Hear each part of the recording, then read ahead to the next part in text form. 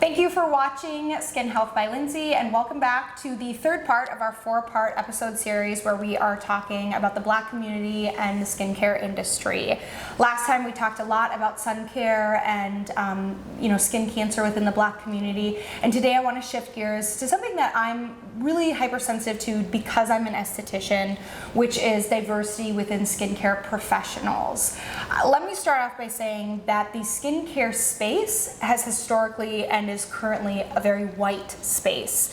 In fact, 50% of esthetician license are to white people, but hardly even 14% are to Black people, which is one of the lower amounts of esthetician license given. So right off the bat, you're probably going to have a harder time finding a Black esthetician.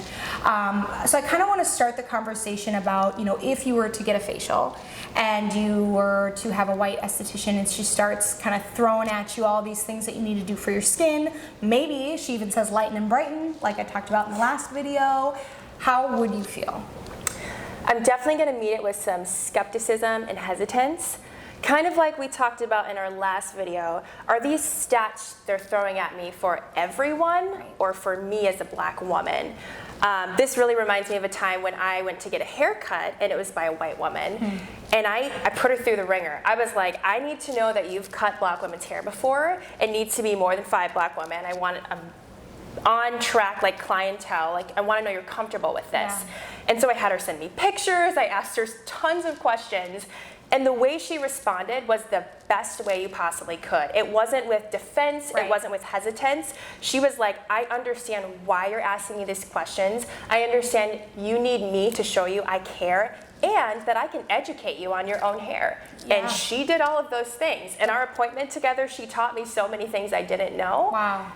And it made me not completely change my outlook. I'll still be hesitant, but it showed me it is possible if you do your research as the professional and you approach me saying, I know you're Black, I know I'm white, but we can make this work. Right, absolutely. I mean, if there are less representation of diversity within the esthetician field, I think it's up to me as an esthetician to fill in that gap. I should have to go out of my way to be more educated on Black skin and feel comfortable in those conversations and feel prepared, because I want you to have a good experience and I want you to feel comfortable getting a facial. Regardless, it's very important that I am knowledgeable so you are more comfortable, 1,000%.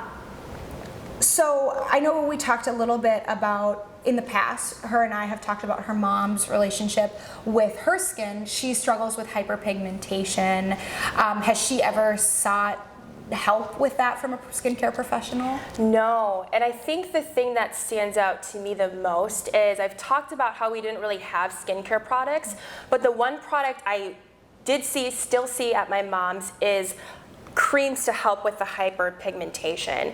And so there was never that conversation about preventative care in our household. And I always wondered, did my mom have the resources to get that? She certainly didn't seek them out by going to a dermatologist, and I think there's a lot of reasons for that. But there isn't conversation on preventative care for us, and there should be. And it's really important, especially when we're talking about hyperpigmentation, because the darker your skin type is, the way that your body responds to wounds is by hyperpigmenting. So whether you are inflamed with acne, whether you are out in the sun and it's sun damage, whether you get like a little burn on your arm, you'll notice that your skin responds by getting really, really dark. And so possibly if your mom knew, like, hey, being out in the sun might be a reason why I'm getting these dark spots, might have helped her prevent. Hyperpigmentation is one of the hardest things, especially something called melasma, to treat, especially in darker skin tones, because things like laser treatments are really tricky when we have darker skin tones. You have to have a very specific type of laser. And so I think prevention is absolutely an important conversation with hyperpigmentation. Definitely, and I actually have hyperpigmentation on my shin. Back in middle school, I got this really weird rash/scab, all of these marks on my shins. And I went to 3 different doctors to figure out what the heck it was, and all of them said, I don't really know, it's probably spider bites. It was a very dismissive experience. And to me, if you're a generalist and you can't give me an answer, you send your patient to a specialist. Yeah. not one of the doctors offered to send me to a dermatologist to figure out what happened.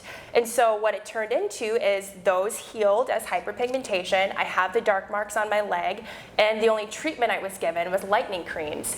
And I tried them, they don't really work. It wasn't an experience where I felt cared for and that what I was dealing with mattered. It was just, whatever, I don't know what it is, you'll be fine. And I think it's interesting that you say that you were never referred to a dermatologist. Interesting statistics that relates to that is that 92% of clients that are seen by dermatologists are white. So there is not a lot of representation of clientele and diversity with clientele that are going to dermatologists. And I certainly, if you're watching this and you are a dermatologist and you want to jump through the screen and punch me in the face, I certainly don't want to only say it's the dermatologist's fault. I think that there's also a larger cultural tumultuous relationship for you guys, for the Black population and the medical community.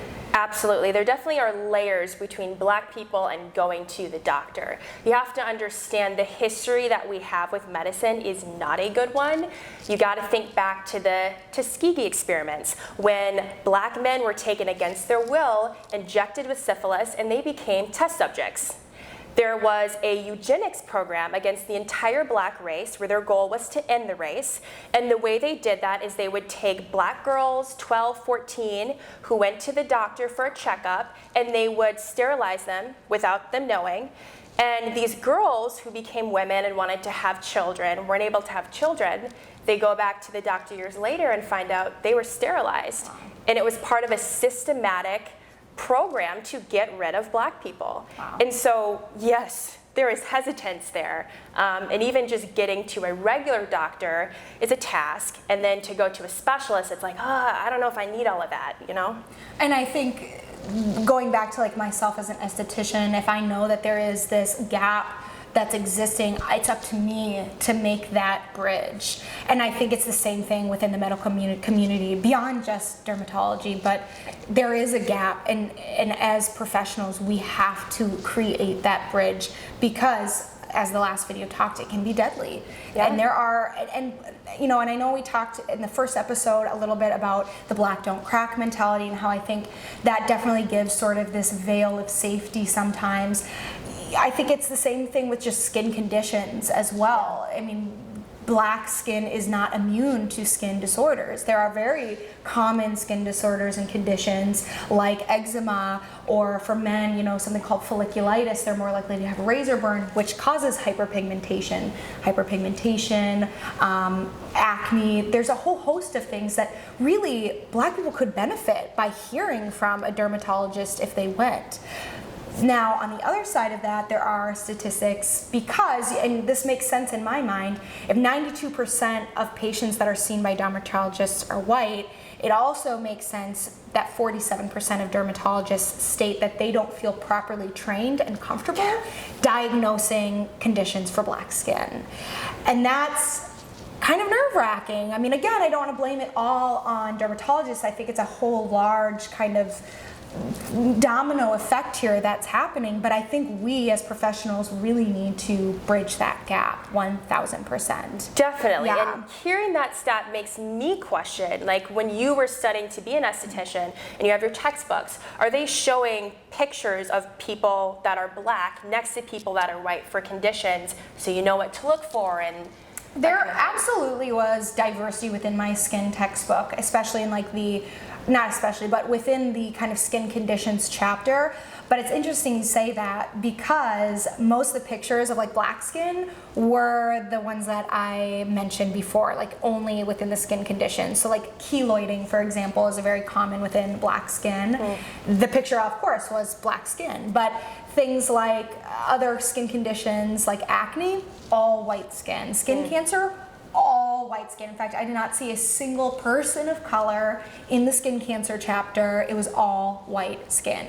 And again, I know it's less likely for dark skin to get skin cancer, but it's still possible and it's deadly. So I think absolutely training needs to, again, bridge that gap and make sure that we are comfortable seeing those things. And I'll just throw in a disclaimer, I certainly cannot diagnose anything as an esthetician. I always will have to refer out to a dermatologist.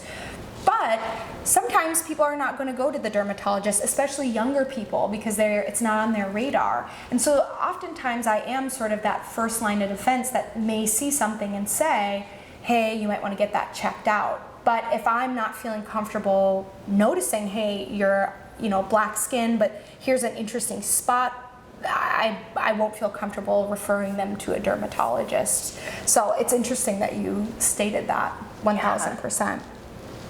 I think talking about the way that we are comfortable within the skincare space as professionals within black skin also could be similarly stated for the way that we talk about black skin within marketing and other areas of the skincare and beauty industry, which is like hair and makeup. And that's something that we'll talk about in our next episode. We'll open up the conversation beyond just skin health, but just beauty in general. So you'll definitely want to make sure that you stay tuned for that. Thank you for watching.